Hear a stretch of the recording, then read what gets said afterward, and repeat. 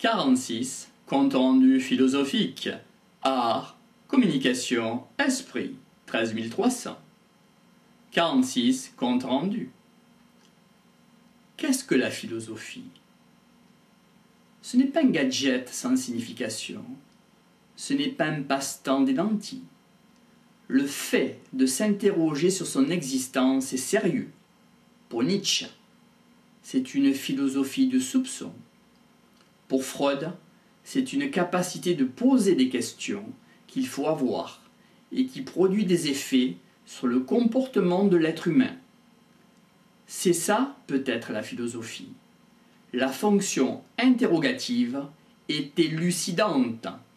Le dit triolet, Marx, Freud, Nietzsche, est un ferment pour remettre en question des notions de l'être et du vivant. Pour Marx, la fatalité du dominant sur le dominé. Par exemple, lors de la guerre du Golfe, il y a eu confrontation entre un dominant riche contre un pauvre, l'Irak.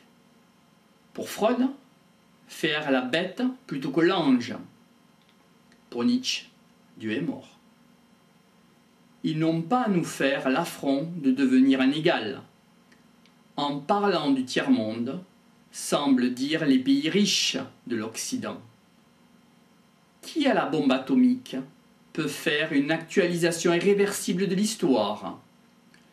Comment arriver à raccorder, à avoir des référents pour le bien ou le mal? Dans la religion, il y a un père, il y a un Dieu, il y a un père, des juges, des dominateurs qui gouvernent l'être humain cité. Quelle est la morale? Le père sait ce qui est bien ou mal. Il y a des commandements dans la tradition judéo-chrétienne. Par exemple, tu ne tueras point. C'est un paradoxe. Les dieux juges servaient d'alibi à des humains. Pour Nietzsche, Dieu est mort. Il n'y a plus le pouvoir de peser sur l'histoire des hommes. On ne l'invite plus du tout. Les philosophes posent les bonnes questions finalement. Dans une ère de l'absurde, il y a un mur d'apparente incompréhension, ce qui ne veut pas dire dépourvu de sens. Cela entraîne une incapacité à comprendre. Le système du monde serait apparemment absurde. Qu'est-ce que le bien? La justice? Une projection des êtres humains? Nous projetons. Par exemple, les Kurdes s'opposent à l'Irak avec le chimique et les gaz. Les Tibétains s'opposent aux Chinois. Les Tibétains n'avaient rien donc, personne n'a bougé. La morale passe par l'économie. Pour Sartre, Nietzsche, Freud, ils ont trouvé ce qui gouvernait le monde. Qu'est-ce que cela entraîne quand il n'y a pas de morale? Un substitut de justice par les dominants. Qu'en est-il des philosophies de l'absurde, étiquetées? Ce ne sont pas des philosophies des dimanches. Cela permet de construire le monde. Cela peut entraîner néanmoins des démarches négatives ou le pire des péchés pour les matérialistes. Si l'être humain a permis qu'un être humain soit l'objet parmi les objets, est-ce que cela ne vouerait pas au suicide? L'être humain, dans notre société occidentale, a perdu tout sens. Que dire des tranquillisants? Que dire de l'alcool? Que dire des cigarettes? Cela s'oppose à un regard atténuant. Est-ce que la folie qui pèse sur la planète? S'il n'y a pas de sens, de signification, peut-on arriver et passer à un être humain neuf qui vit d'une façon vivante ce qui est transmis? Qu'en est-il des religions? L'être humain, s'il est né du hasard, alors il retournera dans le néant. Ou bien y a-t-il une clé dans l'histoire ou le cosmos? L'absurde est insupportable.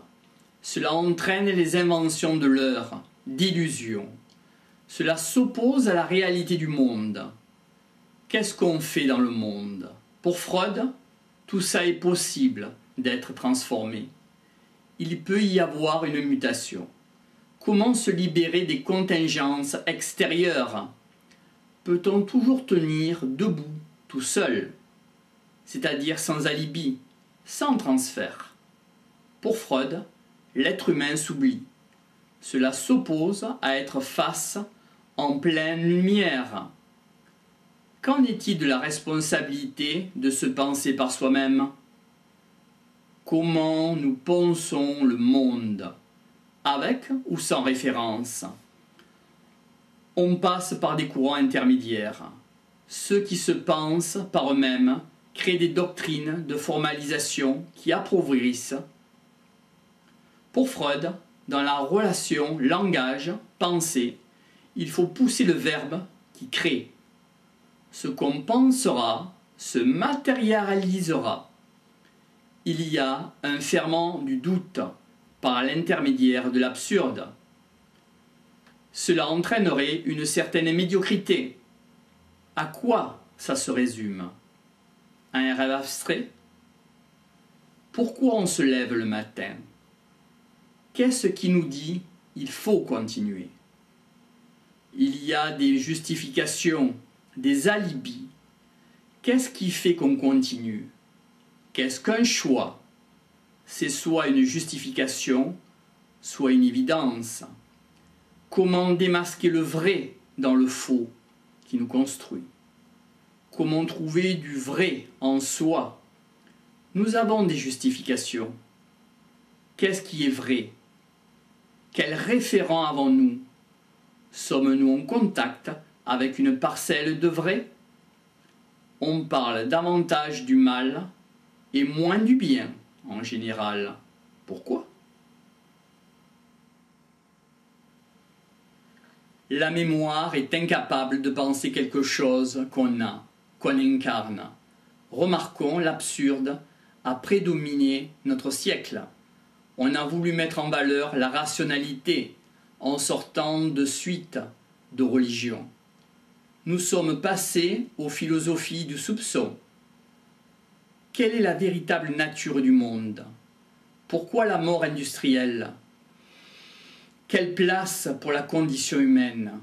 Par exemple, au Cambodge, on liquidait. On ne pouvait justifier l'existence de Dieu. Il y avait la présence du mal dans le monde. Comment on justifie la présence de Dieu? Est-il complice? Quand il y a un meurtre collectif, comment se fait-il que Dieu n'est pas dans l'histoire?